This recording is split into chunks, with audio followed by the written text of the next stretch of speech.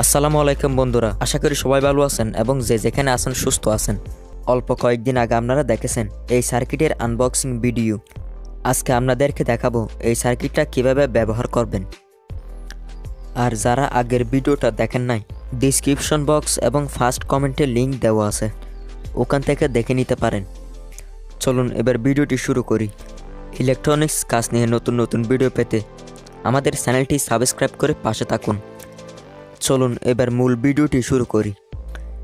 এটা হলো TP4056 lithium battery charging module. এই সার্কিটটা এত জনপ্রিয় হওয়ার কারণ হলো এতে রয়েছে ব্যাটারি ওভারচার্জ প্রোটেকশন। সর্বপ্রথম এই সার্কিটে পাওয়ার ইনপুট দেওয়ার জন্য আছে একটি মাইক্রো ইউএসবি সকেট। এটা হলো চার্জিং ইন্ডিকেটর আইসি। চার্জিং স্ট্যাটাস দেখার জন্য এখানে দুটা এলইডি রয়েছে। ব্যাটারিতে চার্জ হওয়ার সময় লাল এলইডি জ্বলে এবং ব্যাটারির চার্জ ফুল হয়ে গেলে নীল এলইডি জ্বলে। এটা হলো ব্যাটারি ওভারচার্জ প্রোটেকশন সার্কিট। এবং এটা হলো অটো কাট সার্কিট, যেটার সাহায্যে ব্যাটারির চার্জ ফুল হলে ব্যাটারিতে চার্জ দেওয়া বন্ধ করে দেয়।